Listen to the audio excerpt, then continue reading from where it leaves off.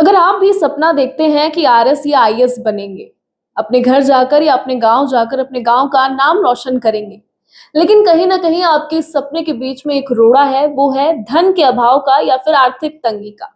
तो हम आज पहुंच चुके हैं जयपुर के सेरेमिक कोचिंग इंस्टीट्यूशन में। सेरेमिक ने एक अनोखी पहल की है जो कि आपके लिए जानना जरूरी है। जी हाँ, अगर आप इस तरह का सपना देखते हैं, सिविल सर्विसेज की तैयारी करना चाहते हैं, लेकिन कहीं ना कहीं एक रोड़ा आपके रास्ते में है, तो वो रोड़ा मान लीजिए कि अब हट गया है, क्योंकि सेरेमिक देने जा रहा है अपना शिक्षा सेतु स्कीम। ये स्कीम जैसे आपको सुनने में लग रहा है उतना ही कारगर भी है। जी हाँ, क्योंकि अगर सेरेमिक इस बार जो है 1000 बच्चे यानी कि 1000 बच्चे जो है वो सिलेक्ट करेगा, और उसका एलिजिबिलिटी क्राइटेरिया क्या है, कैसे आप उसके लिए अप्लाई कर सकते हैं और क्या फायदा ये आपको पहुंचाने वाला है, ये हम अभी हमारे साथ जो है सेरेमिक इंस्टीट्यूशन की जो है मैनेजमेंट टीम है उनसे जानेंगे कैसे आप अप्लाई कर सकते हैं और क्या स्टेप्स इसको लेकर रहने वाले हैं।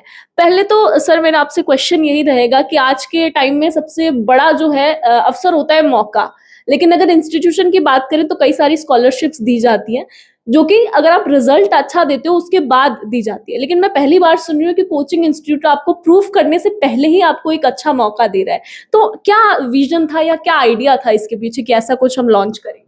सबसे पहले नमस्कार। बताना चाहूँगा कि जैसे हमारे मेंटोर हैं विकास सर, तो उनकी गाइडेंस के थ्रू हमारी एकेडमी चल रही है। तो अभी रिसेंटली ऐसा हुआ कि हमारे विकास सर का एक गवर्नमेंट स्कूल में जाना हुआ, तो उन्होंने वहाँ का इंफ्रा देखा, वहाँ के स्टूडेंट्स की हालात देखे कि बच्चे किस अभाव में पढ़ रहे हैं अभी। तो उनको एक आइडिया है, उन्होंने हमसे शेयर किया कि हम कुछ ऐसा कर सकते हैं कि बच्चों के लिए कुछ ऐसा किया जाए कि धन के अभाव में बच्चों की शिक्षा में कोई भी कमी नहीं आनी चाहिए। तो उसी पर्पज़ से हम ये जो है स्कीम लेके आए हैं कि सेरेमिक शिक्षा सेतु। इसका सीधा-सीधा हमारा अर्थ है कि जो बच्चे या तो बीपीएल कार्ड से, गरीबी रेखा से नीचे हैं, या फिर वो गवर्नमेंट स्कूल से पढ़ के आए हैं, या फिर कोई दिव्यांग है या डिसेबल श्रेणी में आता है, तो उनके लिए हम ये स्कीम जो है लेके आए हैं। ओके, सो ये जो है क्राइटेरिया आपने थोड़ा बहुत बता दिया है, लेकिन मैं सबसे पहले कोर्स के बारे में जानना चाहूंगी। जो कोर्स आप ऑफर कर रहे हैं वो क्या क्या इंक्लूड करता है, क्या क्या स्पेशलिटी है उसको लेके? बेसिकली ये जो कोर्स है ये आरएस है। आरएस के बारे में आप सब जानती हैं, जो सिविल सर्विस स्टेट की है अपनी राजस्थान की, उसके अकॉर्डिंग ये कोर्स जो है हम जो है ये प्रोवाइड करवा रहे हैं। ये जो कोर्स है बेसिकली ये ऑनलाइन मोड में रहेगा बच्चों के लिए, है ना? इसमें हम जो है बच्चों को सिविल सर्विस की तैयारी करवाते हैं। जैसे हम रिसेंटली पहले भी हम जैसे अभी हमने पीएसए का कोर्स चला रखा था, उसमें भी हमने जैसे आर्म फोर्सेस वाले बच्चों को जो है हमने इसमें डिस्काउंट का ऑफर भी दिया था। उसी के अकॉर्डिंग हमने ये कोर्स डिज़ाइन किया है, जो लाइव प्लस रिकॉर्डेड बच्चों के लिए रहेगा, और ये बिल्कुल फ्री ऑफ कॉस्ट रहेगा। इसमें कोई भी चार्जेस बच्चों को नहीं देना है।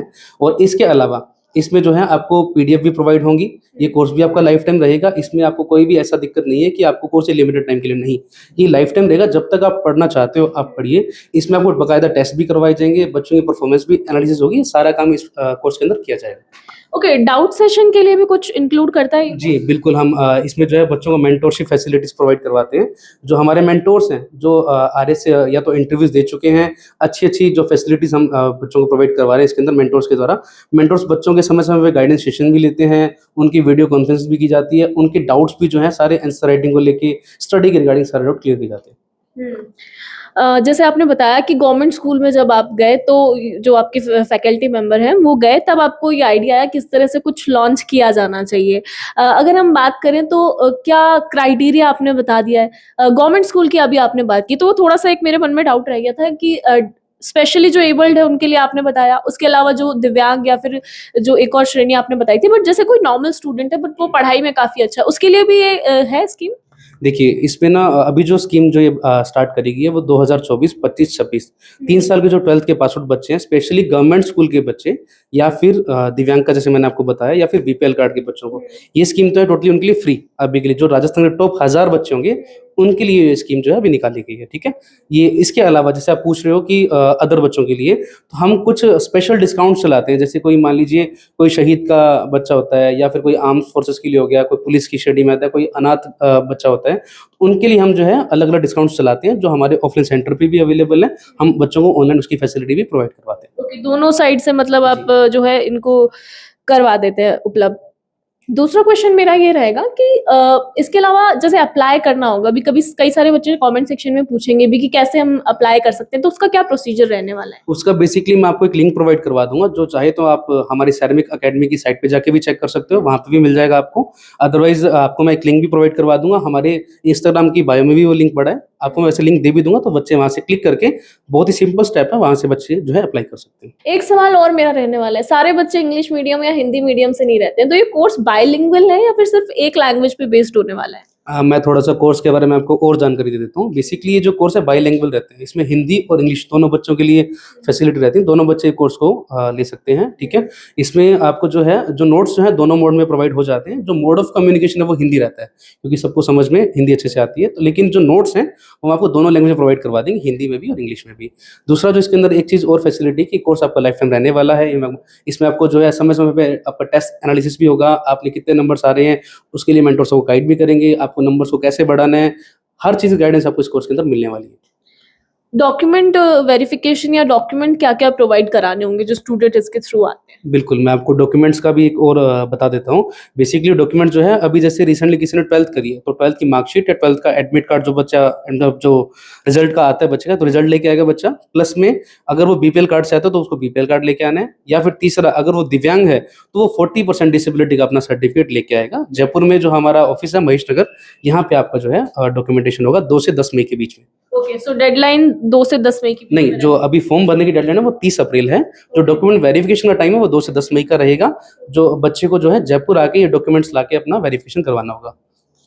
बिल्कुल, जैसे कि सर ने बताया, अगर आप भी स्कीम के लिए एलिजिबल हैं और अप्लाई करना चाहते हैं, तो सर ने आपको सारी जो क्राइटेरिया है वो समझा दिया, और साथ ही जो सबसे ज़रूरी बात हो जाती है कि 30 अप्रैल पूरा-पूरा 1 महीना या 25 दिन आपको दिए गए हैं, इसके बीच में आप अप्लाई कर सकते हैं, और उसके बाद जो भी आपके डॉक्यूमेंट्स हैं, 2 से 10 मई के बीच में आप इस पूरे प्रोसेस को वाइंड अप कर सकते हैं। जी, इसमें एक और डॉक्यूमेंट है, जैसे इसमें आपको आधार कार्ड प्लस 2 पासपोर्ट फोटो भी साथ में लेके आनी है।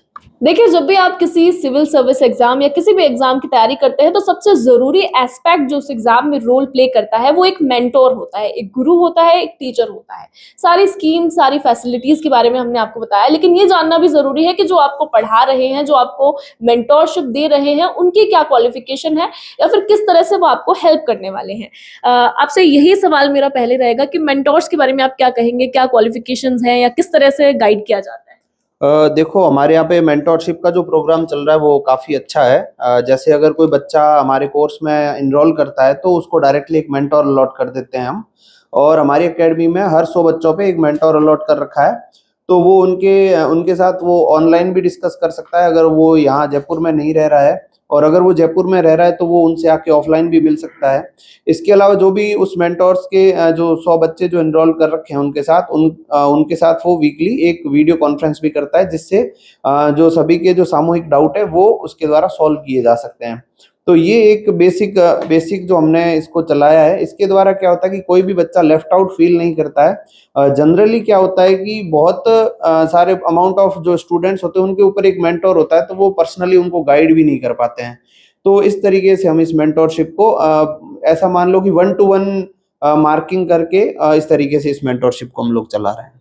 मतलब कोशिश ये की गई है कि कम से कम बच्चों पे जो है एक मेंटर हो, ताकि पर्सनल गाइडेंस मिल सके। अच्छा, अगर डाउट सेशन की बात करते हैं तो वो किस तरह से अवेलेबल हो? डाउट सेशन का ऐसा है कि मैम ऑलमोस्ट जैसा कि मैं आपको बता दूं कि एक जो सेलेक्टेड आदमी है, जैसे मैं अपन एक कहावत भी सुनते हैं कि अगर कोई किसी राह पे कोई चला हुआ है आदमी, तो वो आपको उस रास्ते के बारे में अच्छी जानकारी दे सकता है। तो उसी तरीके से है कि हमारे जो भी मेंटर्स हैं वो खुद या तो ऑलरेडी सेलेक्टेड हैं, और या फिर उन्होंने इंटरव्यू वगैरह 2 इंटरव्यू दे रखे हैं जो मिनिमम क्वालिफिकेशंस है, तो वो एक बच्चे के साथ बहुत अच्छे से कम्युनिकेट कर पाते हैं। उसकी जो आंसर राइटिंग स्किल्स में क्या कमी है उसको वो अच्छे से पहचान पाते हैं। और भी बहुत सारे रिस्ट्रिक्शंस है, बहुत सारे उसके डाउट्स रहते हैं, तो वो सारे उसके साथ वो मिलके सॉल्व कर सकते हैं। तो इसके लिए उनके पास दोनों ऑप्शन रहते हैं कि वो ऑनलाइन भी उनके साथ डिस्कस कर सकता है और ऑफलाइन भी डिस्कस कर सकता है।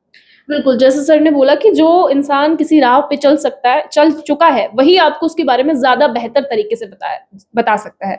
क्योंकि यहाँ पे जो मेंटर्स हैं वो ऑलरेडी या तो क्वालिफाइड है, सिलेक्टेड है, या फिर इंटरव्यू स्टेज तक जा चुके हैं, इंटरव्यू दे चुके हैं।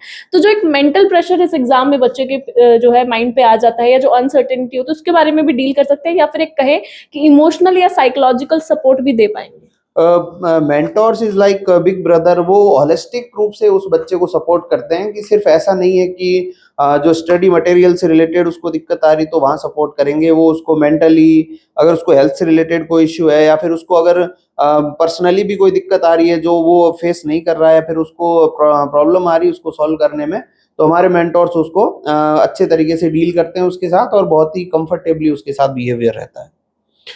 और इसके अलावा मैं आपको बता दूं कि हमारे यहाँ पे जो मेंटोरशिप प्रोग्राम है ये मेनली हम चलाते हैं, तो लाइब्रेरी प्रोग्राम करके हमारा एक मेंटोरशिप प्रोग्राम है जो जनरली आरएस ओरिएंटेड ही है, हम आरएस के लिए चलाते हैं।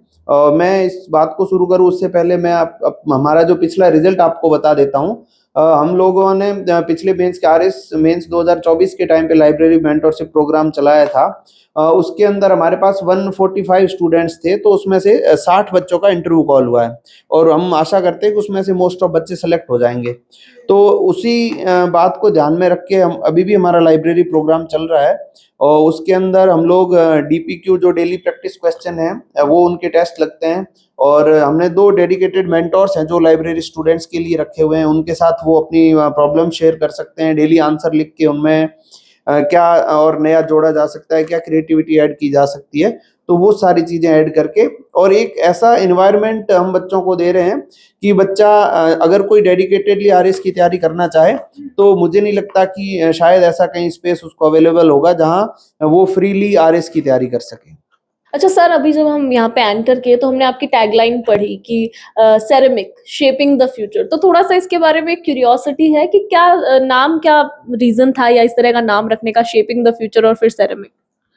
अक्सर लोगों का ऐसा मानना होता है कि भविष्य अचानक एक घटने वाली घटना है जो खुद ब खुद घट जाती है, लेकिन हम सेरेमिक एकेडमी के अंदर ये मानते हैं कि भविष्य जो है वो कच्ची मिट्टी की तरह होता है, हम उसे आकार दे सकते हैं, शेप दे सकते हैं।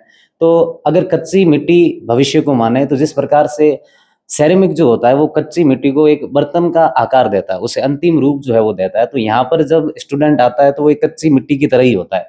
उसे अनुशासन के अंदर डालना, उसे बेहतर पढ़ाई के अंदर डालना और किस प्रकार से वो अपने अंतिम स्टेज तक जाएगा, तो उसे एक फाइनली अंतिम पूरा बर्तन का जो शेप दिया जाता है, तो उसका मतलब सेरेमिक का यही होता है। और शेपिंग द फ्यूचर का मतलब यही होता है कि उसके भविष्य का निर्माण करना।